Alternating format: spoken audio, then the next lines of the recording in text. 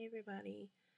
So I just kind of wanted to come on here and talk about how I'm feeling today. I'm having a rough time. Um, I'm just really stressed out yesterday and today. I've kind of been in bed, um, got my nights and days mixed up, and I'm going to try to go back to work today, which I have a feeling, and I've been told that when I try to go back, I'm probably not going to have a job. Which that's not.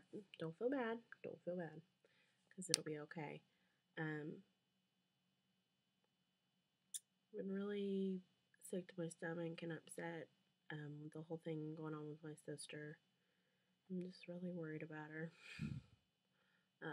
Like I said, they're in Houston, Texas right now at a cancer treatment center trying to see if there's other options besides cutting out half of her tongue and her jaw. Um, she's very young, married, no kids. She's successful. But seeing anybody that you love, especially a brother, sister, mother, whatever, someone really close to you go through that is just really heartbreaking. Um, she went there for a second opinion, and they pretty much told her that, yeah, you're gonna probably have to have surgery. They said it was rare that she got cancer in the first place, the type of cancer that she has. And it's even rarer that she got it a second time. And even if they go in and do surgery, cut out her tongue, half of her tongue, whatever, and cut out some of her jaw, that it's a 50-50 chance that it's going to come back even after that. So, I know she's really discouraged, and she told me today, I guess I'm not going to get my miracle. Which I'm just going to be real with you, really breaks my heart.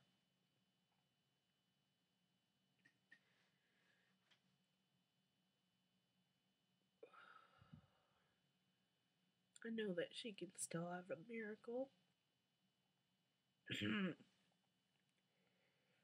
Miracles happen every day. So, I mean, I'm just have to have faith like a child, and um, I know a lot of people don't get their miracles, and I look at all these people who are going around and doing horrible things, and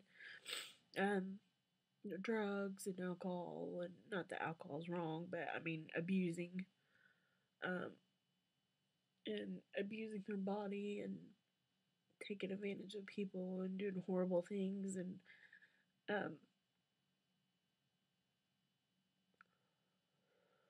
my sister's never done wrong to anybody. I can honestly say that. I've always been jealous of her because I wanted to be like her.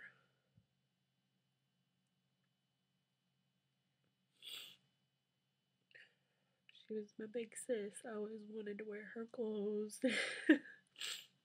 I can't even tell you how many times, whenever we were growing up, she would get on to me for wearing one of her shirts or just silly stuff. And I was the wild child and did the alcohol and got pregnant before I was married. Not that that's bad. I love my son. I wouldn't change it for anything. But she's the one who, her husband was her first boyfriend, her first kiss, her first everything. And she's a Christian singer. And I just think I was so bad.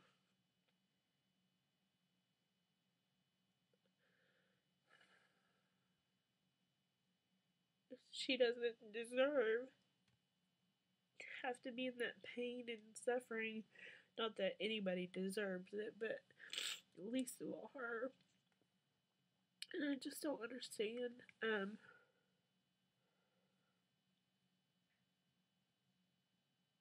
why or how she got this type of cancer that she has.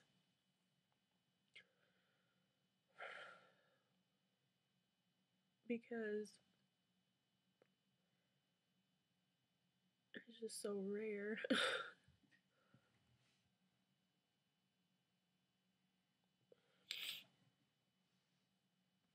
And now her faith is really down because,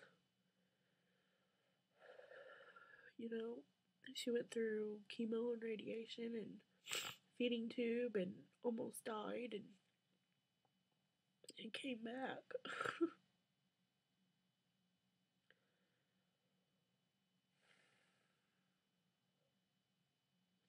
And I honestly, I just can't imagine my life without my sister. Without hearing her voice and whenever she was going through radiation and chemo, um,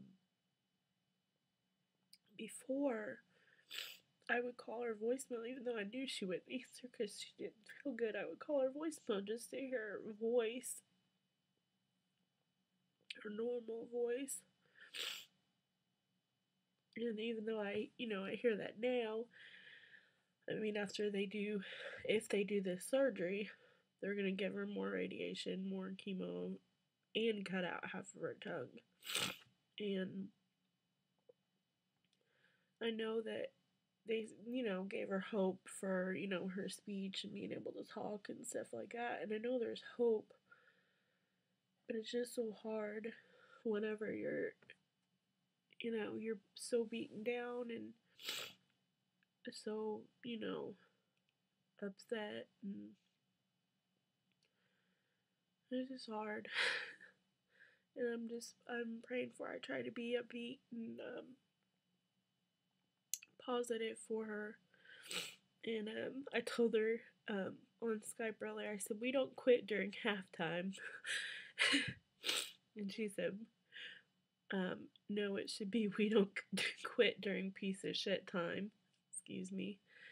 And I said, well, we don't quit during piece of crap time then.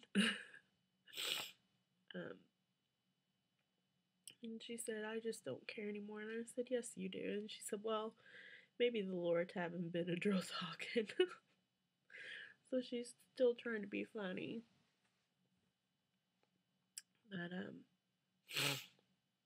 But, of course, I don't want her to see me cry, and I don't want to be upset, or I told her, I said, I know that you're tired of hearing about God, and, even though she's, closer in her walk with the Lord than I am, I said, but He's still the same miracle working God that He was 2,000 years ago. And I said, we just, I told her a story about when we were little and how it seems silly, but we have to have faith like a child. And, we've been holding on to a promise that's in Psalms 118:17 that says, I will not die but live and declare the works of the Lord. And all along this journey since October 2008, we've been holding on to that promise. And 2009. And I'm holding on to that promise. And I know she's gonna be okay. She has to be okay. She's my big sister. But anyways, I'm running out of time. Sorry, this really isn't weight loss related. Just I didn't want to put it on my main channel because I didn't want her to see it. If I do put it up. But keep her in your prayers. Thank you. Bye.